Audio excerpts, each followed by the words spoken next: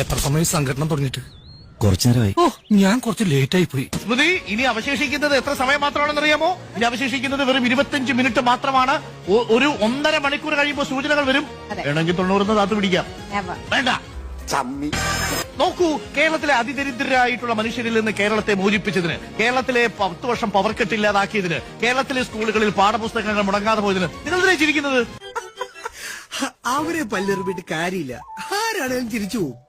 അടിസ്ഥാനമായ സൗകര്യങ്ങൾ കൊടുത്തു എന്ന് 10 വർഷത്തിന് ശേഷം അഴിമതിയില്ലാത്തൊരു സർക്കാരിനെ കുറിച്ച് പറയുന്ന സമയത്ത് നിങ്ങൾക്കിങ്ങനെ ഫ്രീ ആയി ചിരിക്കാൻ കഴിയുന്നുണ്ടെങ്കിൽ പോലും അത് ഈ സർക്കാരിന്റെ പൊൻതൂവലാണെന്നേ. സമീപകാല രാഷ്ട്രീയ ചരിത്രത്തിൽ ഇത്രയും കോൺഫിഡൻസോടുകൂടി അധികാര തുടർച്ച ലക്ഷ്യം വെച്ച് ഒരു സർക്കാർ നിയമസഭാ തെരഞ്ഞെടുപ്പിന് നേരിട്ടിട്ടുണ്ടെങ്കിൽ അത് കേരളത്തിലെ ഇടതുപക്ഷ സർക്കാർ എന്ന് പറയും. ഞങ്ങളുടെ ട്രൂപ്പിൽ പുതുതായിട്ട് ചേർത്തിരിക്കുക.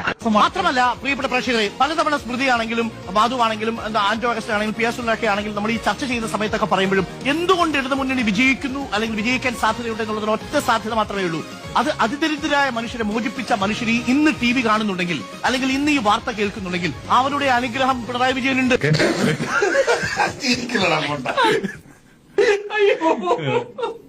ഞാൻ ഇപ്പോഴും വിശ്വസിക്കുന്നു ഭരണ തുടർച്ചയ്ക്കുള്ള സാധ്യത ഇപ്പോഴും നിൽക്കുന്നുവെന്ന്. തുടർഭരണം ഉണ്ടാവുമെന്ന് പറയാൻ ആഗ്രഹിക്കുകയാണ്. വെറുതെ നമ്മളിങ്ങ് വന്നിട്ട് 100 സീറ്റ് കിട്ടാൻ പോവാണ്, 100 സീറ്റ് ഞങ്ങൾ അധികാരത്തിൽ വരാൻ പോവാന്ന്, ഞങ്ങൾ ഏത് മുഖ്യമന്ത്രിയാണ് ചർച്ച തുടങ്ങി എന്നൊന്ന് പറഞ്ഞ് തള്ളിയിട്ട് കാര്യമില്ലല്ലോ. ഇലക്ഷൻ കഴിഞ്ഞില്ലേ, ഇനി എങ്ങനെ യാഥാർത്ഥ്യം പറഞ്ഞൂടെ? അങ്ങനെ പറഞ്ഞു കൊടുക്കണം. സമയം 8 മണിയായിരിക്കുന്നു. ഇതാ കൗണ്ടിംഗ് പ്രോസസ് ആരംഭിക്കാൻ. ഒരു കാര്യം നമ്മൾ ഇതിനിടയിൽ പറയേണ്ടി വരും. ഒരു സമ്പൂർണമായ തേരോട്ടമുണ്ടോ എന്ന് ചോദിച്ചാൽ അതില്ലെന്ന് പറയും. ഈ സമയം കുറിച്ച് വയ്ക്കുക. 8:42 ആകുമ്പോഴേക്കും UDF ലീഡ് തുടങ്ങിയിരിക്കുകയാണ്. സമയം 8:42. മാർക്ക് ചെയ്തോളൂ. മറക്കുന്നുണ്ടോ? മറക്കുന്നില്ല. ഘടികാരങ്ങൾ ഇനിയും ചലിക്കുമല്ലോ. ഞാൻ 3 കൽപ്പിച്ചിറങ്ങിയിരിക്കുകയാണ്. 85 ഇടത്തായി UDFന്റെ മുന്നേറ്റം ഇതിനകം വന്നിട്ടുണ്ട്. 9:28 മണി 9:28 നേമത്ത് ഒരു സമയത്ത് പോലും NDA പിന്നിൽ പോയിട്ടില്ല. 1302 വോട്ടിന് NDA മുന്നിൽ. ഒരാൾ പറഞ്ഞോണ്ടിരിക്കുകയല്ലേ സംസ്ഥാനത്ത് കോൺഗ്രസ് തരംഗം എന്ന് പറയേണ്ടി വരും. 85 സീറ്റുകളിൽ കോൺഗ്രസ് UDF ലീഡ് ചെയ്യാണ്. 50 ഇടങ്ങളിലേക്ക് ചുരുങ്ങിയിരിക്കുന്നു. 86 ഇടത്ത് UDF, 50 ഇടത്ത് LDF. ഇങ്ങനെ പോയാൽ സംഗതി കുഴയും. എത്താൻ അധികം താമസമില്ല. ഡോക്ടർ അരുൺ, 90ലേക്ക് കടക്കാൻ അധികം താമസമില്ല. ഞങ്ങളൊന്നും കാണുന്നുമില്ല, കേൾക്കുന്നുമില്ല, ഞങ്ങൾ ബദിരനും മൂകനുമാണ്. ധർമ്മടത്ത് മുഖ്യമന്ത്രി പിണറായി വിജയൻ അടക്കം പിന്നിലാകുമ്പോൾ സ്വാഭാവികമായും ഇത് 90+ പോകേണ്ടതാണ്. നിലവിൽ വരുന്ന മണിക്കൂറുകളിൽ അടുത്ത 3-4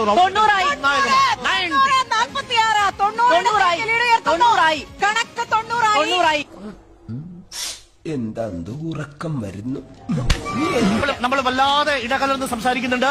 ഓരോരുത്തരും ഇത് സംസാരിച്ചു തുടങ്ങാം. പ്രിയപ്പെട്ട പ്രേക്ഷകരെ, കാട്ടാക്കടയിൽ UDFന്റെ ലീഡ്, കാട്ടാക്കടയിൽ IB സതീഷിനെ പിന്നിലാക്കി 93ലേക്ക് UDF ലീഡ് ഉയർത്തിയിരിക്കുന്നു. കൊല്ലത്ത് കോട്ട തകർന്നിരിക്കുന്നു. LDFന്റെ ശക്തി കേന്ദ്രങ്ങളിൽ UDFന്റെ തേരോട്ടമാണ്. മാനന്തവാടിയിൽ LDFന്റെ ലീഡ്, മാനന്തവാടിയിൽ LDFന്റെ ലീഡ്. OR കേളു 3150 വോട്ടിന്റെ ലീഡ്. തിരിച്ചു വരാത്ത ഒരു യാത്രയല്ല ഇത്, മടങ്ങി വരാൻ കഴിയാത്ത പരാജയവുമല്ല ഇത്. തനിക്ക് നല്ല വിഷമമുണ്ടല്ലേ? പിന്നെ കരുന്നില്ലാന്നുള്ളൂ. പക്ഷേ ഇനി സംഭവിക്കാൻ പോകുന്നത് ഇതൊരിടവേള മാത്രമായിരുന്നു. ഒരു സൂപ്പർ ടിസ്റ്റിനുള്ള സാധ്യത ഇനിയും 90ൽ തിരിച്ചു വരുന്നു. ഒപ്പം തന്നെ മാനന്തവാടിയിൽ തിരിച്ചു വരുന്നു. കോഴിക്കോട് നോർത്തിൽ തിരിച്ചു വരുന്നു. എന്താ അതിനെപ്പറ്റി ആരും ഒന്നും പറയാത്ത? ഒരു മിനിറ്റ്. തളിപ്പറമ്പിൽ 974 വോട്ടിന് UDF ലീഡ് ചെയ്യുന്നു. തളിപ്പറമ്പിൽ UDF ലീഡ് ചെയ്യുന്നു എന്ന വാർത്തയാണ് വിശ്വസിക്കാൻ കഴിയുമോ നിങ്ങൾക്ക്? 974 വോട്ടിന് UDF ലീഡ് ചെയ്യുന്നു. ഒന്ന് തള്ളി വരികയായിരുന്നു കേട്ടോ. പിന്നെ നാണക്കെടുത്തി. CPMന്റെ കോട്ടകളിൽ വൻ ചോർച്ചയാണ് ഉണ്ടായത്. CPMന്റെ കോട്ടകളിൽ വൻ ചോർച്ച. ചോർച്ചയൊന്നുമല്ല, എന്നാണ് അതിന്റെ വാക്ക്.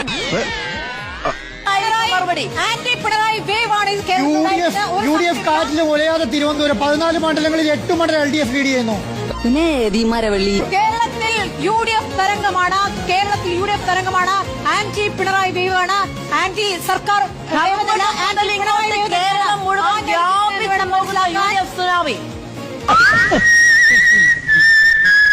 99 സീറ്റുകളിൽ ലീഡ് ചെയ്യുകയാണ്. ഡോക്ടർ 99ലേക്ക് ലീഡ്.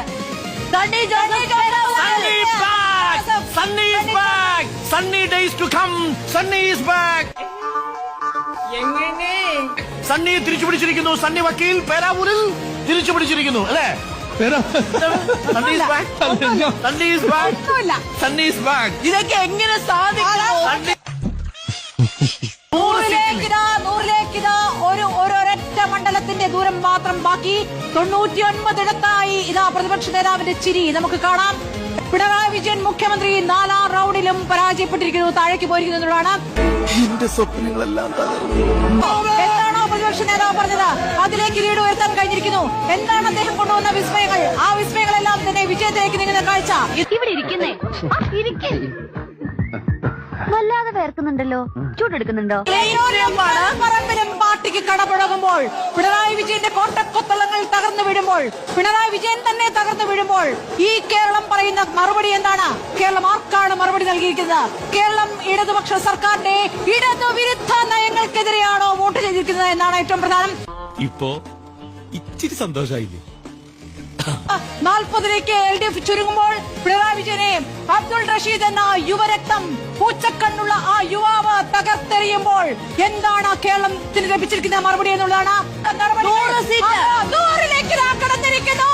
ഈ നിമിഷം UDF 100ലേക്ക് കടന്നിരിക്കുന്നു. ഇനി മരങ്കേറ്റം തന്നെയാ നല്ലത്. 39ലേക്ക് LDF താഴ്ന്നിരിക്കുന്നു. 100ലേക്ക് കടന്നിരിക്കുന്നു UDF എന്നുള്ളതാണ്. ഇതാ 100 കടന്നിരിക്കുന്നു.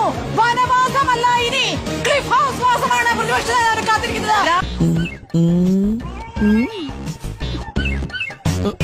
ഒരു കാര്യവും തിരിഞ്ഞു നോക്കേണ്ടതില്ല. കോട്ടക്കൊത്തളങ്ങൾ തകർന്നു വീഴുമ്പോൾ നിങ്ങൾ വികസനം എന്ന് പറയാം. അടിസ്ഥാന വർഗത്തെ തിരിഞ്ഞു നോക്കാത്തപ്പോഴാ ജനം വിജയിച്ചിരിക്കുന്നു. ഈ ഇരിപ്പിൽ അങ്ങോട്ട് സമാധിയായാൽ മതിയായിരുന്നു. ജനത്തിന്റെ അടിസ്ഥാനപരമായ ആവശ്യങ്ങളിൽ എനിക്ക് വെള്ളം വേണ്ട, നിങ്ങൾ വെള്ളം കുടിക്കൂ. ഇത് എനിക്കല്ല, നിങ്ങളാ വെള്ളം കുടിക്കട്ടെ. നിങ്ങൾക്ക് ഇവിടെ അങ്ങോട്ട് നീണ്ടു നിൽക്കാൻ 3 പേർ നന്നായി വെള്ളം കുടിച്ചോളൂ. കിട്ടിയല്ലോ. ഇവിടുത്തെ സർക്കാർ വിരുദ്ധ വികാരം ഇവിടെ തിരഞ്ഞെടുപ്പിൽ പ്രതിഫലിച്ചു നിൽക്കുന്നത്. 39ലേക്ക്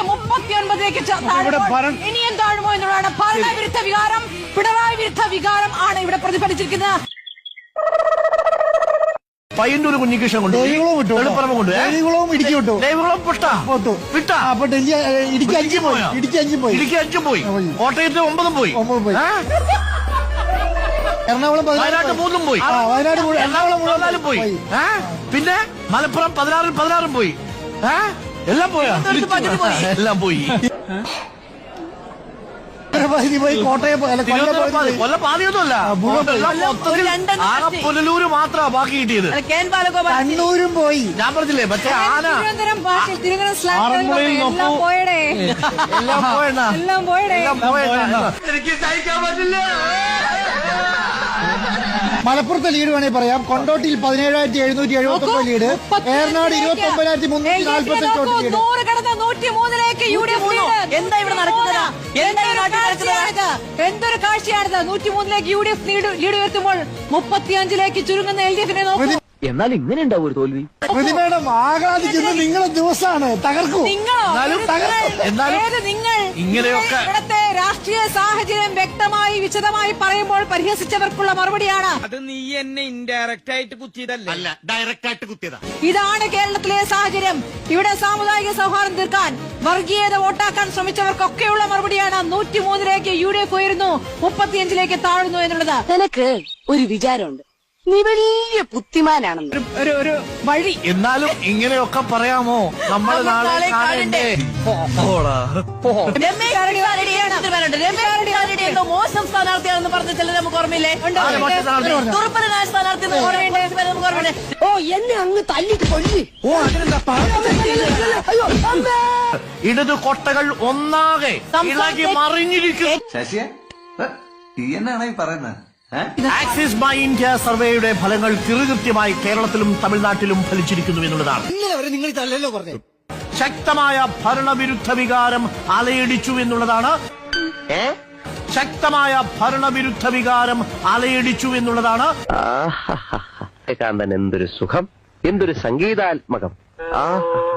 UDF-ന്റെ ക്യാമ്പിൽ വലിയ തേരോട്ടം, ആഹ്ലാദം, ആനന്ദം, ഉന്മാദം, ആവേശം. നീ ഇവിടെ നിന്ന് അഴിവണ്ടാവാ, നമുക്ക് അങ്ങോട്ട് മാറിയിക്കാം. തൽക്കാലം ഇത്രയും മതി. വരട്ടെ.